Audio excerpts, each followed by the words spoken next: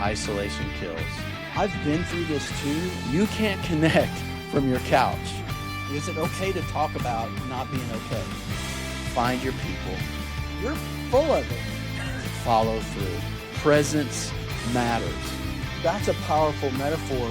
Fight isolation.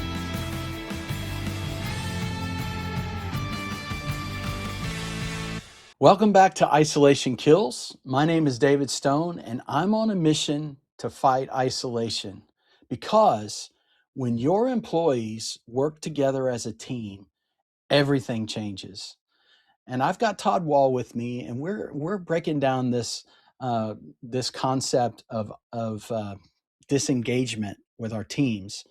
And what happens specifically is you would say, David, that's fine if you have a team that's disengaged and there's only everybody's in the same room or they're on a cube farm or whatever on a floor. But my team is scattered all across the United States or maybe even all around the world. But what we also know is there can be different scatterings of the teams in different places in the building, right? So this group of people doesn't like to deal with these people, and these people don't like to deal with these people. So I brought Todd in here to talk a little bit about the virtual concept. So like, what if our team is not all together in the same place? We're not all on the same bus, but we're headed for the same destination. So help us out. How do we deal with this problem of disengagement with our teams when we're virtual? And I think that's often a lot of bosses they were really afraid during COVID, weren't they? They were afraid that we were just going to be sitting at the house, disengaged, playing with our dogs, getting fat, eating ice cream, and we weren't going to be doing anything for the team.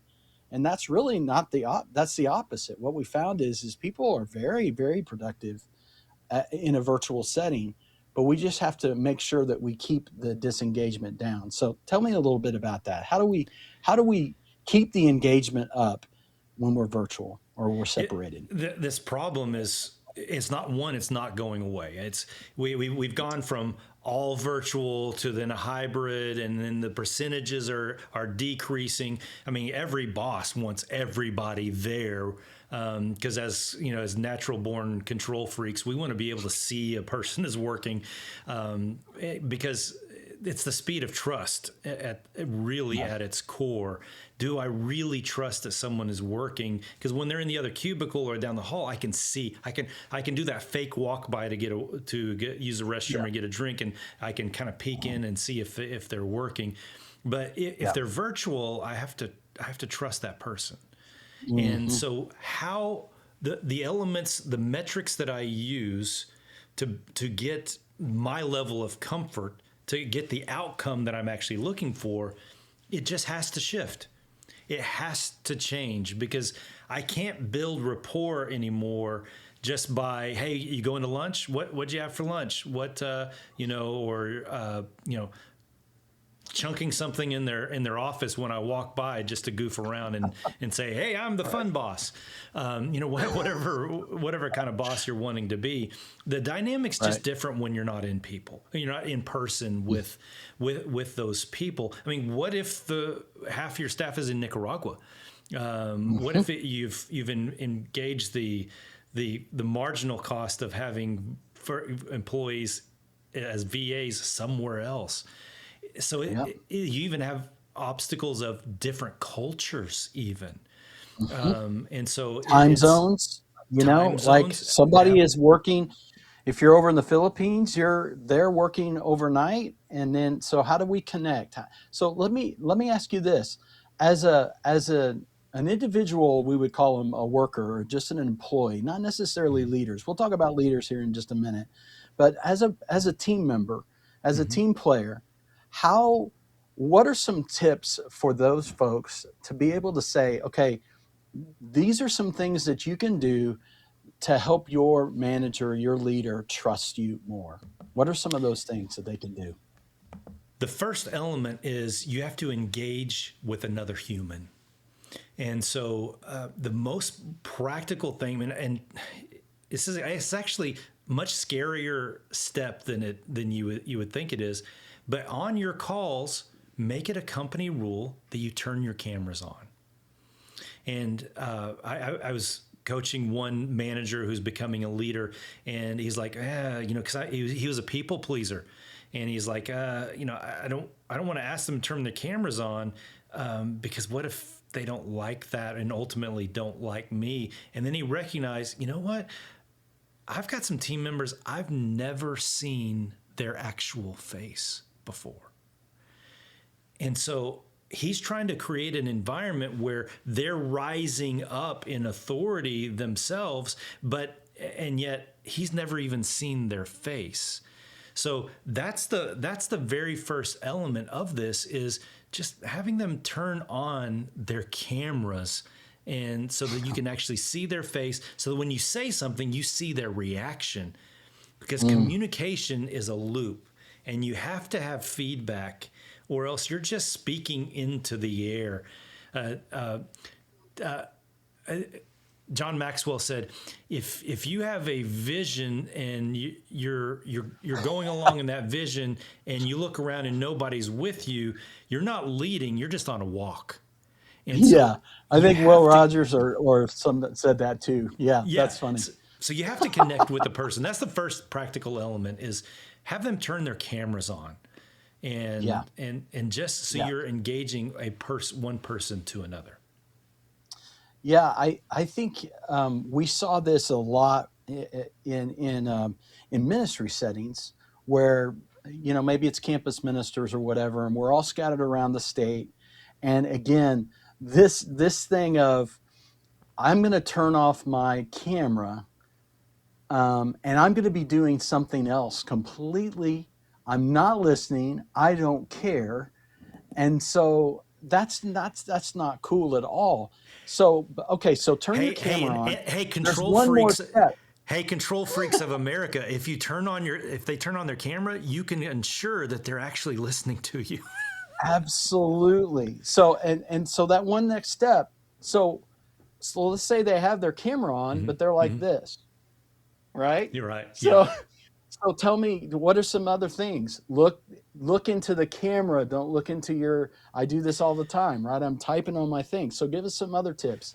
Once I've turned my camera on, what are some other things? How do we engage each other, human to human, with distance?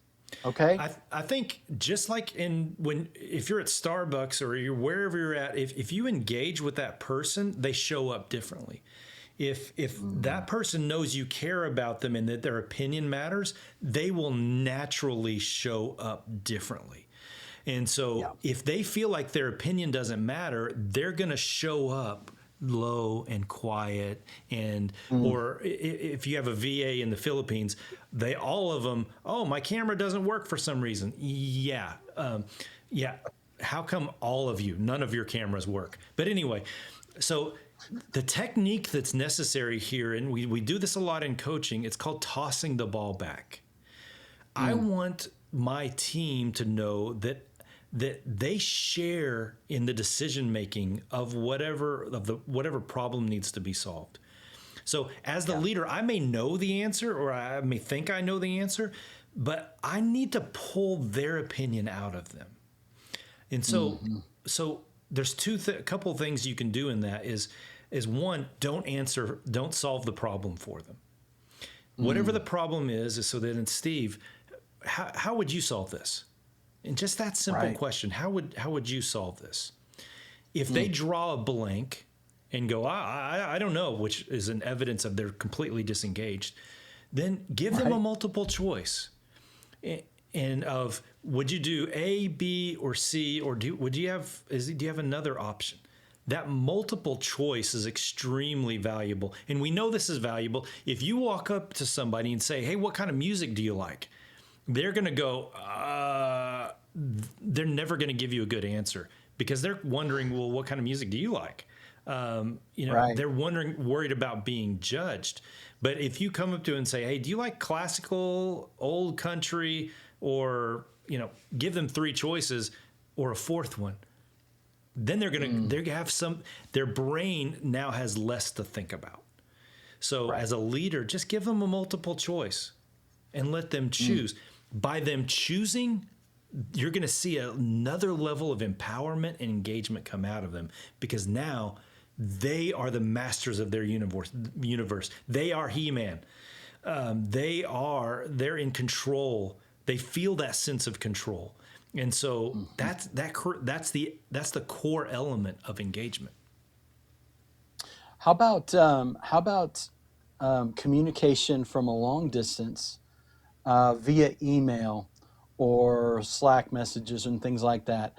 Because sometimes those things can get off the rails quickly too, can't they? So what are some things, what are some tips that we can do to keep those things human and connection and engaged rather than disengagement? How do we do that through like text or Slack or email?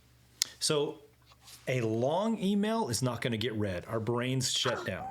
Okay. So go straight to the point and say, hey, Steve, we've got a problem with X, Y, and Z. I need your help solving it. I just ask for help. I need your help solving it. And you can you do the multiple choice, or what's your initial impression of that? Right. And see what their thoughts are. And you're engaging a conversation. Right. I know that sounds like So, rocket science, doesn't it? So you're not talking right. at somebody, you're trying Right. to create a dialogue. And Yeah. that's the Yeah. critical element, whether it's text, email, a Zoom call, whatever it is. Are you creating dialogue, a conversation? Yeah. That is the Yeah. critical element. Yeah, we had a guy that we knew mutually that he used to say, and obviously you'll tell what nationality or what he is, but he would say, the sermon is a dialogue, not a monologue. So you gotta talk to me. And so, sometimes in those environments, that is the back and forth, the call and Yes. response. I want you. No one wants to read that email that is like an old sermon that Mm-hmm. what did the kids say? TLDR. I had to look it up when my kids were like too long, didn't read. Perfect. So That's exactly right. that's what they did. Okay, that makes sense. How about this? And what if you said, hey, Steve, I'm having a problem with this. Do you have 5 minutes to jump on a Zoom call so we can talk Yes. this through? So Yes. that puts it up even that more human. So now I want to put eyes on this guy, and Mm-hmm. so again we're back to the control freak. So maybe he is out at the bar or whatever. He's gonna have to jump on that joker. He's gonna have to And go out to the car or something or let me whatever. But I don't let me think speak that's the into way that. people are, right? Let me speak into that fear just a little bit, because if they're not getting their job done, it's going to speak for itself. Right. And they're, even if they're in the office, they're already hiding and playing solitaire anyway. You just think they're writing something, so it's already going on. Their work Yeah. is going to speak for itself. So trust that fact. Trust that the Yeah. metrics are going to do the talking for you. You don't have to be the big bully. The biggest shift that took place in my life was when I recognized that all communication is a dialogue. Mm. Once you really embrace that, if I Yeah. want, because I don't just walk up to someone and say, follow me. I mean, yeah, that worked for Jesus, but that doesn't work for everybody else. There was something No. else about him, but That's right. but I have to create a dialogue with someone. I don't just say, hey, come with me. They're going to go, why? Yeah. That's That's right. just that. Those are just the facts of life. Yeah. And I think people want to be around people that they like mhm. and that people that are winsome. That's sometimes, especially when I work with like, ministries and churches and people like that. It's like everyone has seen the person that is going to say, hey, you need to get in line, and here's why, and Mhm. here's steps 1, 2, 3, 4. But rarely is the person that is just winsome and says, Man, the Jesus that we heard of that went to parties and that was a friend of sinners, Mhm. that's the kind of person that we need to be around. We need to be, we don't need to be best friends, but we Right. definitely need to be friendly.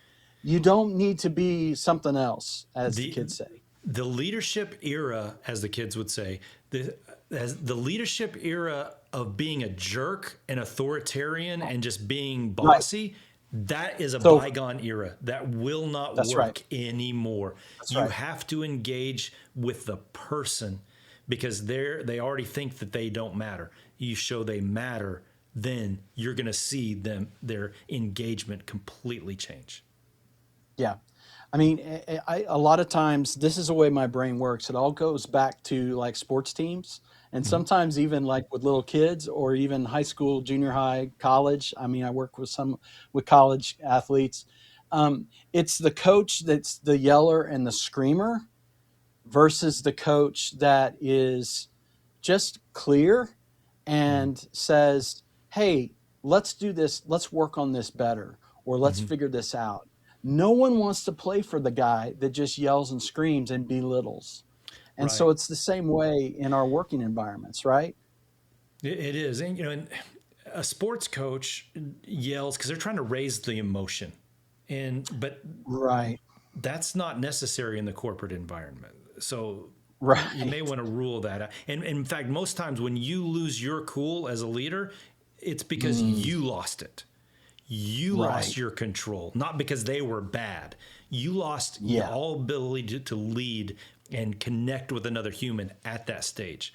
And so that's you good. going ballistic on somebody is really you just giving up. It's you being a Right, quitter. So leaders out right, there, if you're losing your cool, you're being a quitter, and there's other words for that. But you're just being right. you're not being a good leader. Yeah, it's not effective. Okay, help me land the plane here. What what's the one thing that you will think will move the needle for me as a leader in my company or my organization to fight against this isolation and this disconnectedness and this lack of engagement with my team?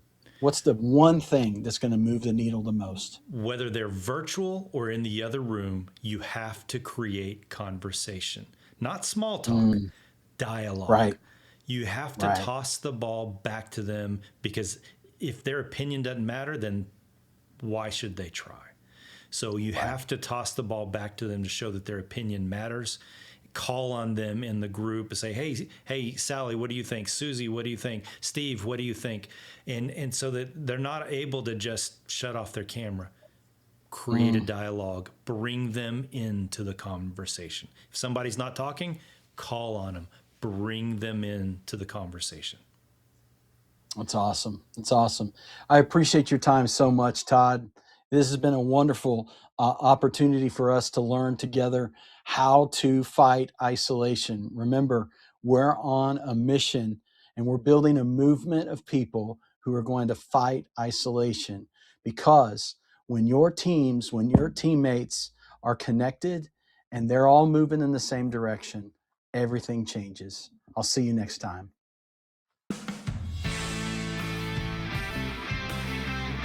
Isolation kills. I've been through this too. You can't connect from your couch. Is it okay to talk about not being okay? Find your people. You're full of it. Follow through. Presence matters. That's a powerful metaphor. Fight isolation